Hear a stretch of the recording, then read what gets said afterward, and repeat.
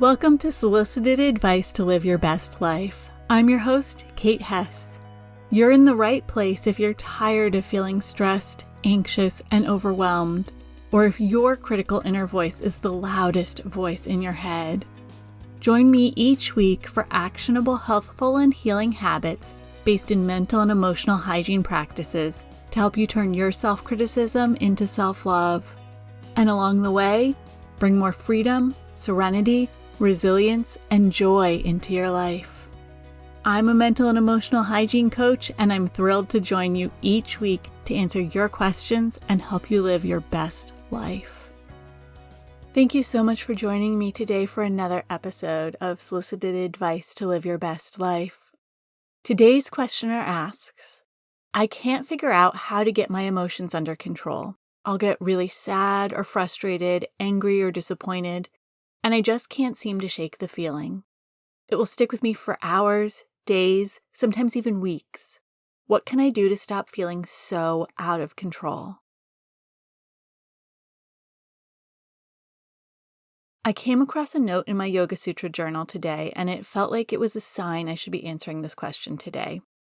I had written, the less reactive we become to feeling, the more power we have over what we feel.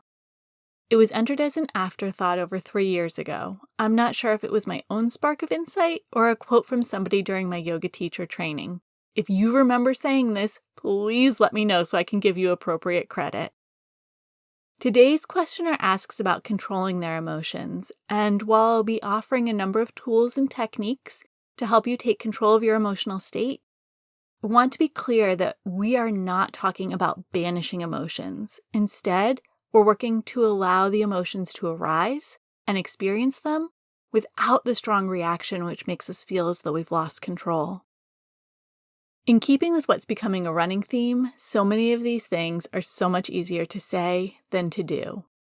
It's easy to say, just stop reacting to your emotions. But as today's question demonstrates, that's a skill we need to develop, not one we have simply because we decide to have it. I'm going to cover several different tools, techniques, and mindset shifts in this episode, so I've put together a checklist with everything I'm covering to help you stop feeling so out of control. If you're listening to this episode while driving, doing the dishes, folding laundry, or working out, don't worry about taking notes. I've done it for you. You can get your copy of the checklist at nourishnestbreathe.com/P11. That's P as in podcast and the number 11. And I'll also put the link in the show notes.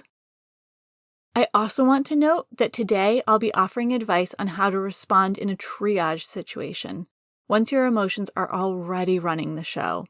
To be proactive in taking control of your emotional well-being, you want to work on building your resilience.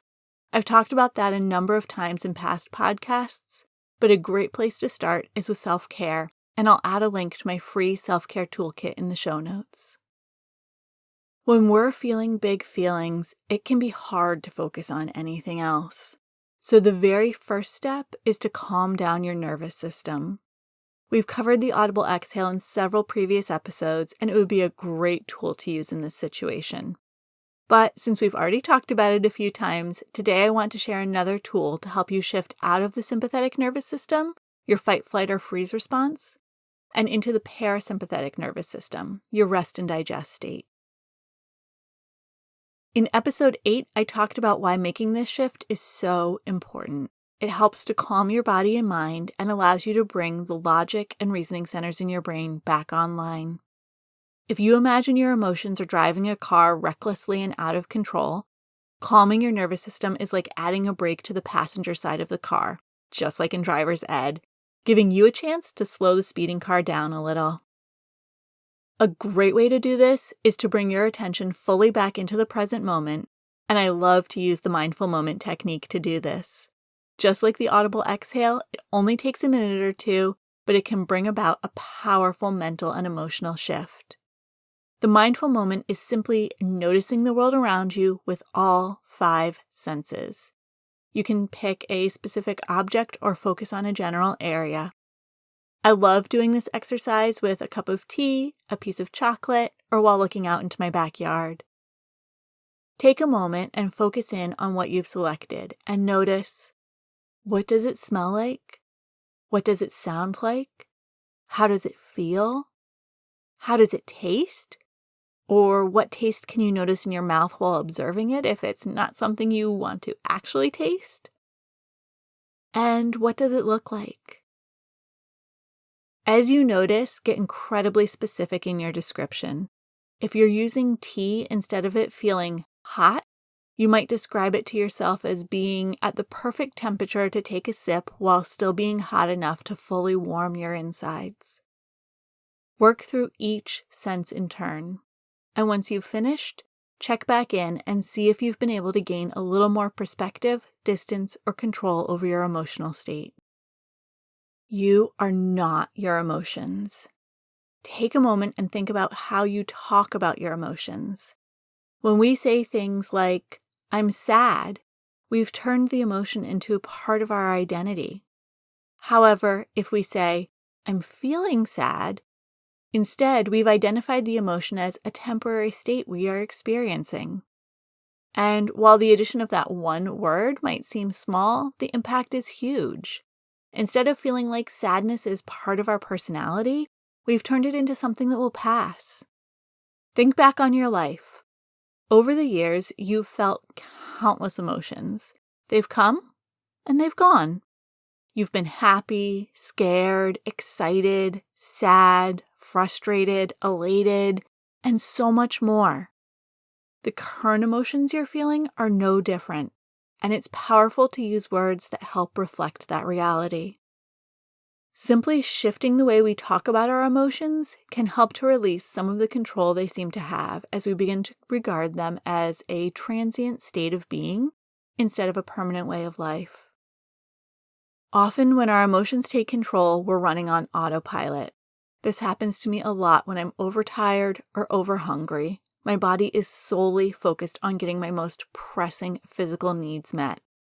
And in order to do this, we begin to run based on instinct instead of intuition.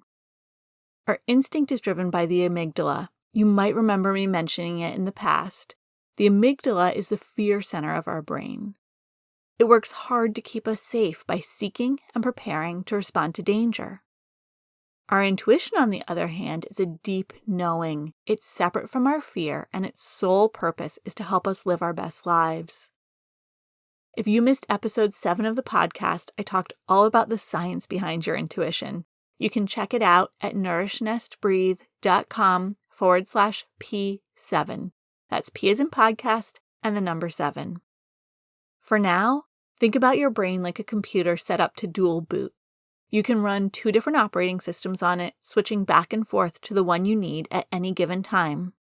When the amygdala is the operating system in charge, it's running programs in the background that are informed by things like your confirmation and negativity biases. We talked about those last week in episode 10. To sum up, when you're in survival mode, your brain tends to run emotions on a loop.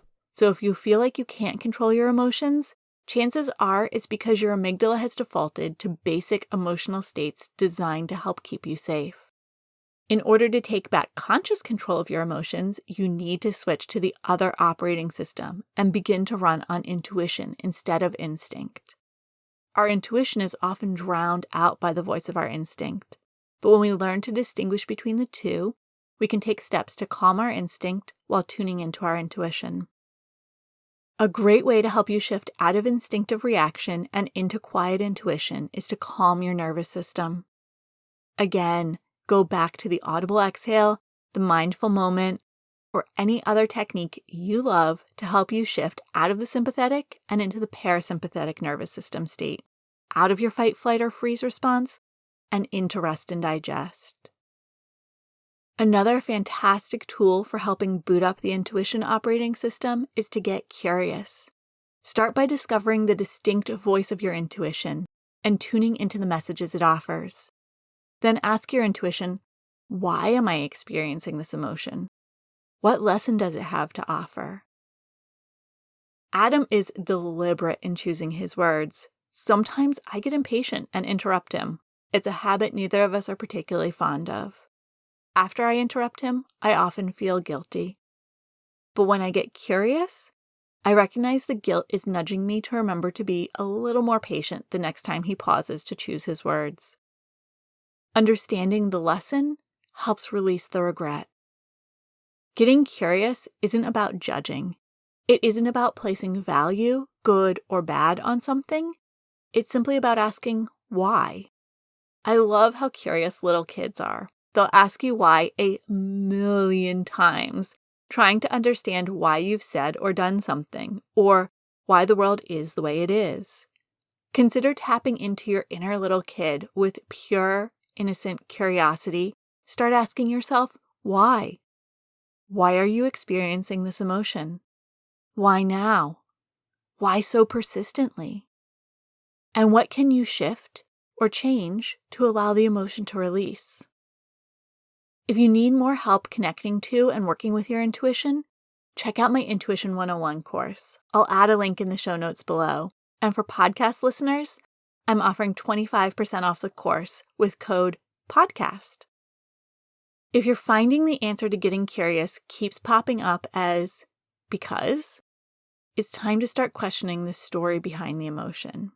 It might be simply because, or because so-and-so said so, or because that's the way I was taught to respond, or because that's what good, smart, nice girls do, or anything else along those lines. You might have heard before that if something is true to you, it will feel good. It's only the things that you don't at your core believe that feel yucky. Those yucky feelings are the result of you waging war in your own mind and body. The result of you trying to force yourself to get on board with something you don't actually believe in or agree with at a deep core level. I'm not sure anyone's ever complained about being stuck feeling happiness, joy, or ease. It's feelings like frustration, disappointment, sadness, and anger we want to get away from. And so, when your emotions feel out of control, it's a great sign there might be an underlying story that needs to be explored.